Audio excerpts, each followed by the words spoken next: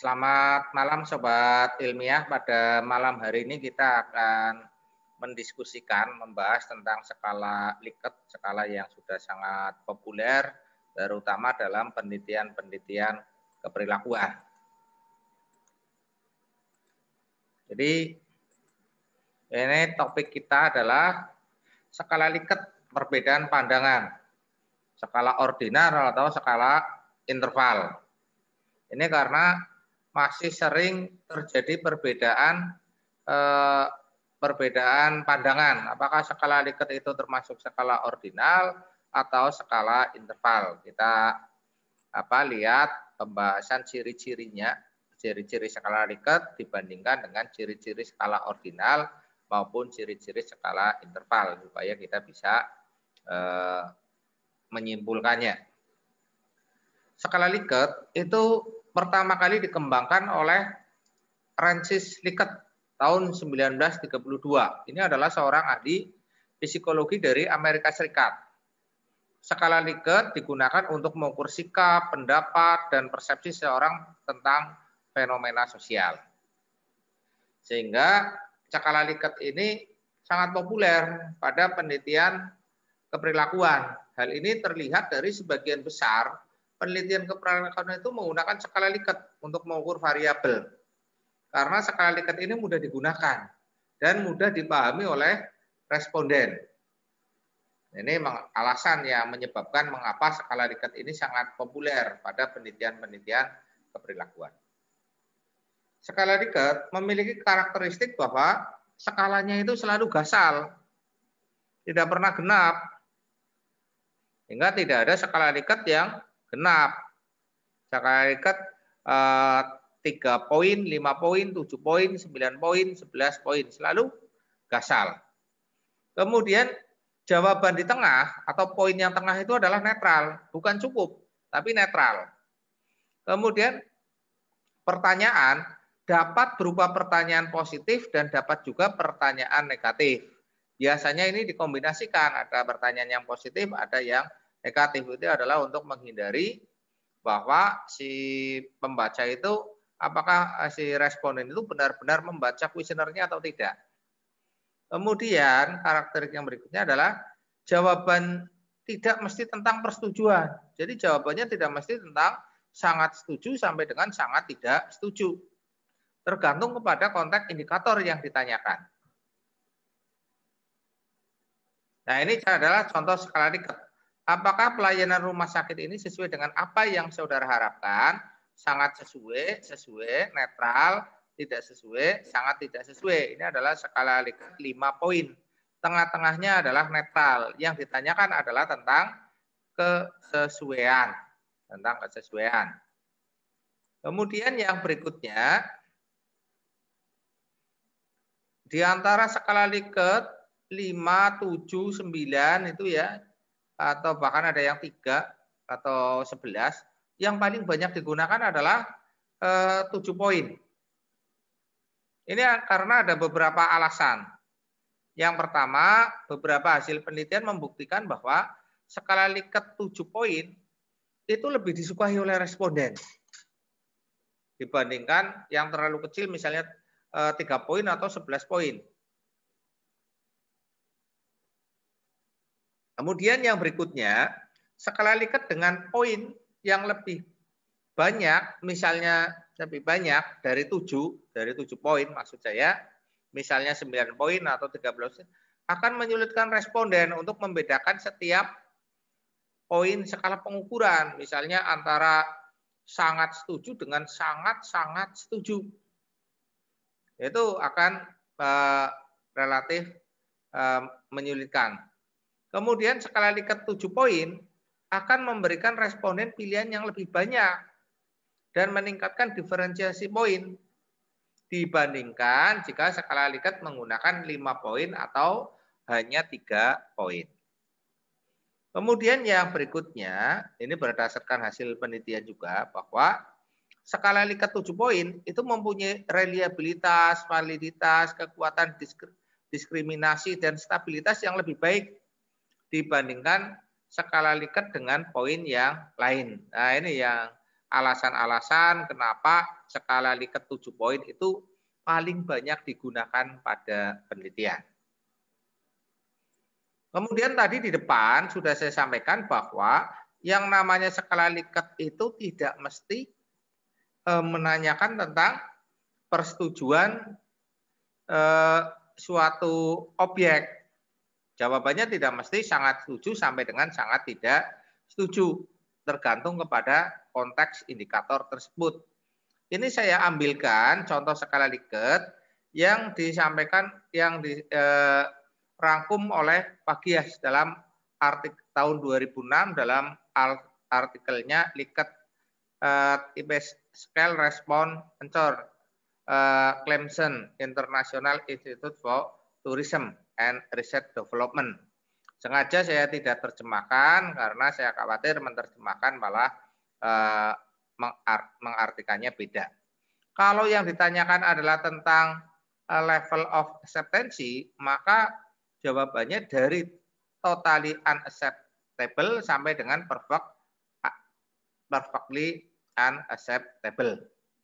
Kemudian kalau tentang belief, maka very untrue sampai dengan very true. Kemudian kalau yang ditanyakan level of appropriateness, maka jawabannya adalah dari absolutely inappropriate sampai dengan absolute appropriated. Nah, itu masih banyak contoh-contoh yang lain tentang kepentingan, tentang persetujuan, knowledge of action, frekuensi, prioritas, itu pilihannya beda-beda.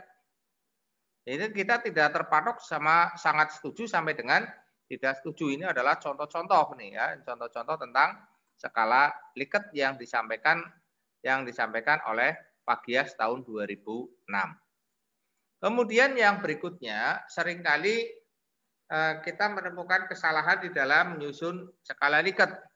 Misalnya menanyakan 2 atau lebih indikator dalam satu pertanyaan. Contohnya, apakah ruang lobi bank CBA bersih dan nyaman? Kemudian dijawab, di situ disediakan pilihan sangat tidak setuju sampai dengan sangat setuju. Nah ini adalah 2 indikator digabungkan jadi satu. Jika responden menilai bahwa ruangan bersih, tetapi juga menilai tidak nyaman karena panas tidak ada AC-nya, maka responden akan bingung memilih alternatif jawaban yang mana. Oleh karena itu, mestinya kalau kayak gini adalah ditanyakan kebersihan sendiri, kemudian kenyamanan sendiri, karena ini ada 2 indikator didirikan dalam satu pertanyaan. Kemudian yang berikutnya, kesalahan yang berikutnya adalah mengajukan pertanyaan yang menimbulkan persepsi ganda. Contohnya, apakah teller di dalam melayani Anda cukup sopan? Mestinya yang namanya skala Likert itu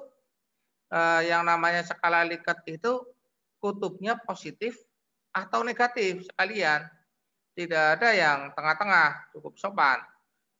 Jika responden menilai teller dalam melayani Anda tidak hanya sekedar cukup saja, tetapi sangat sopan, apakah Anda harus memilih sangat setuju atau sangat tidak setuju? Ini kan membingungkan. Jadi kalau ada orang yang jawabnya sangat setuju, jangan-jangan mereka hanya menilai cukup saja. Yang menjawab sangat tidak setuju, bukan berarti dia tidak sopan. Mungkin juga karena teller itu di dalam melayani sudah sangat sopan, sementara pertanyaannya hanya cukup saja. Sehingga ini akan menimbulkan persepsi yang ganda. Oleh karena itu maka di dalam skala Likert itu kutubnya adalah positif atau negatif sekalian. Nah, kemudian yang berikutnya ini adalah perbedaan pandangan. Ada beberapa perbedaan pandangan tentang skala Likert. Beberapa peneliti berpandangan skala Likert itu masuk kategori ordinal, sedangkan peneliti yang lain berpandangan bahwa skala Likert termasuk kategori skala interval. Perbedaan pandangan ini akan berdampak pada pemilihan alat analisis yang digunakan untuk pengujian hipotesis. Karena apabila datanya ordinal, alat analisis yang digunakan adalah analisis yang non-parametrik. Tetapi kalau skalanya adalah interval, maka alat analisis yang digunakan adalah yang parametrik. Ada alasan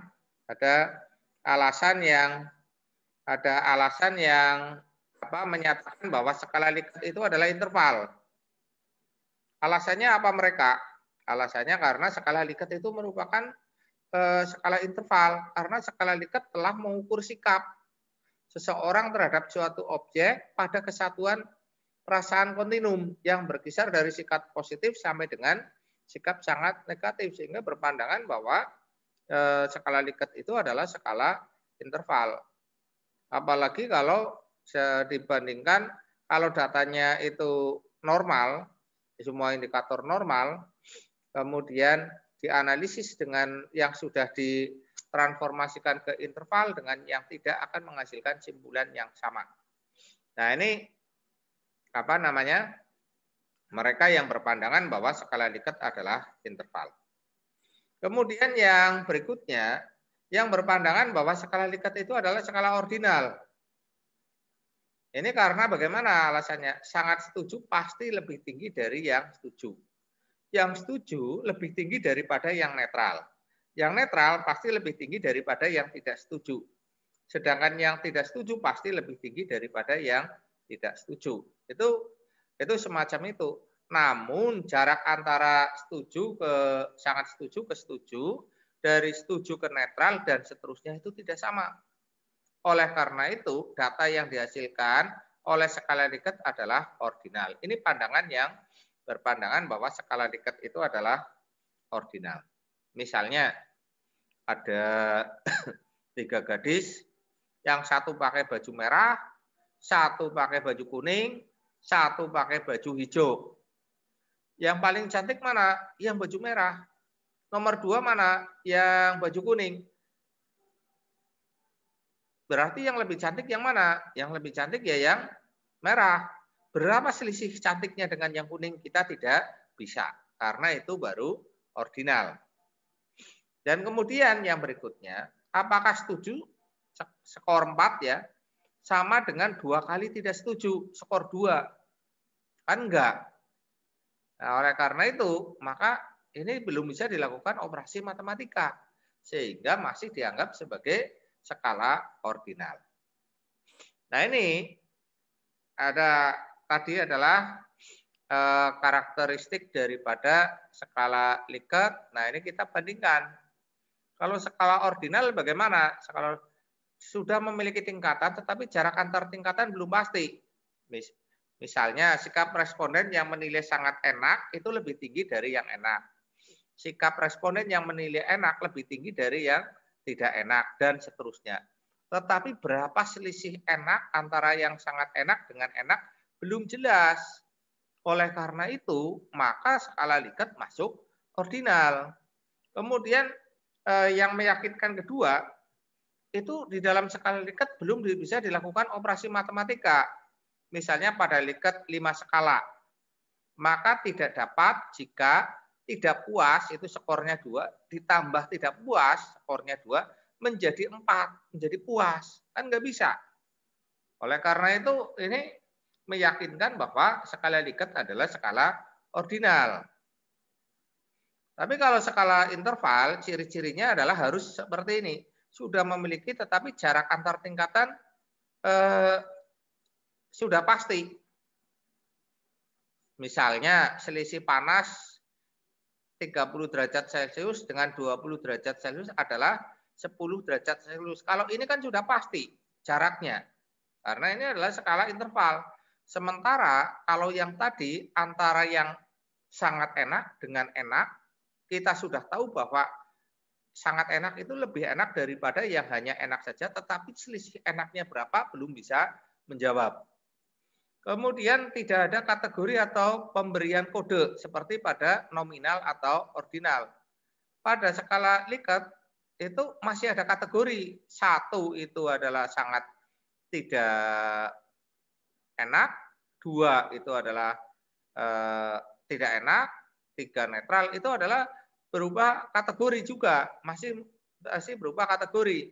Jadi skala Likert masih mengandung kategori pembedaan. Kemudian yang berikutnya, skala interval belum memiliki nilai nol mutlak. Seperti suhu 0 derajat Celcius bukan berarti tidak ada suhunya, tetapi tetapi ada, yaitu 0 derajat Celcius. Nah, begitu. Dengan melihat karakteristik skala Likert dan ciri-ciri skala ordinal dan ciri-ciri skala interval, maka skala Likert merupakan skala ordinal. Lebih condong merupakan skala ordinal, bukan merupakan skala interval. Karena jarak antar tingkatannya itu belum pasti, belum jelas. Beda dengan skala interval, contohnya pada termometer tadi. Supaya skala Likert dapat dianalisis dengan menggunakan statistik parametrik seperti korelasi Pearson atau product moment, analisis regresi, dan path analisis, maka harus ditransformasikan menjadi skala interval terlebih dahulu dengan menggunakan metode suksesif interval. Bagaimana cara untuk mentransformasikan skala ordinal menjadi skala interval dengan metode suksesif interval? Itu sudah saya sampaikan pada video saya sebelumnya. Saya rasa itu penjelasan dari saya tentang perbedaan pandangan skala Likert, apakah interval, apakah ordinal. Mudah-mudahan dapat membantu. Terima kasih atas perhatiannya. Wassalamualaikum warahmatullahi wabarakatuh.